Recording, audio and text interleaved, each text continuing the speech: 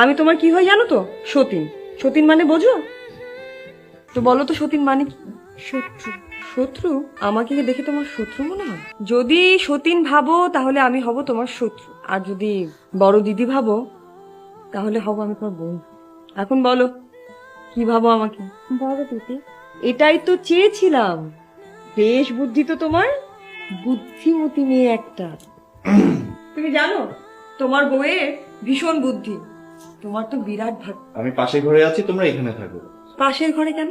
পাশের ঘরে কেন? তুমি এই ঘরেই থাকবে। আরে কোথায় যাচ্ছ? বললাম না তুমি এই ঘরেই থাকবে। পরের ঘরে মেয়েকে এনে এভাবে বসিয়ে রাখলে হতশ্রদ্ধা করা হয়। তুমি আবার বলে বাড়ি আমার কাজ আছে। ছোট, কর্তাকে ঠিকঠাক মতো জলখাবারটা খাইয়ে দে তো, দেখি কেমন পারিস। আসছি। কি রে তুই?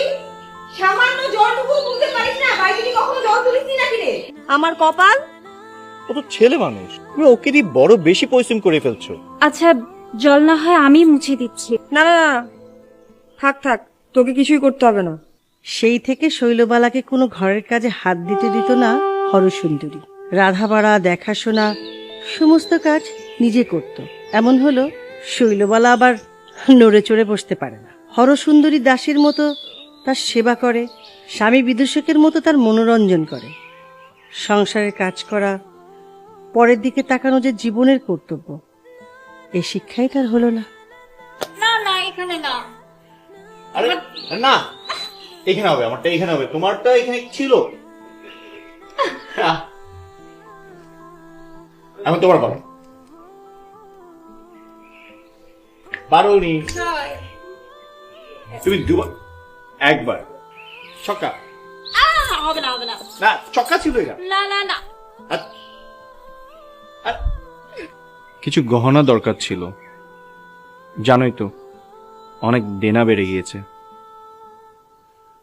পাওনাদাররা রীতিমতো অনেক অপমান করছে।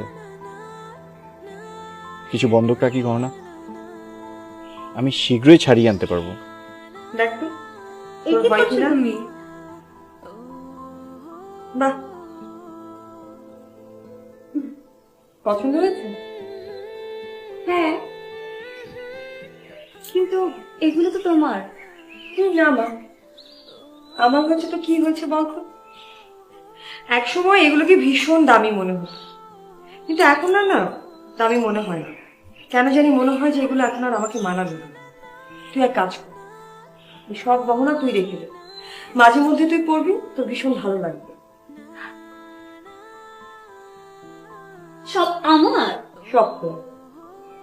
আয় তোকে একটু পরিয়ে দিয়ে দেখি তোকে কেমন দেখায়। এগুলো তো ভালো দেখাবে, হুম,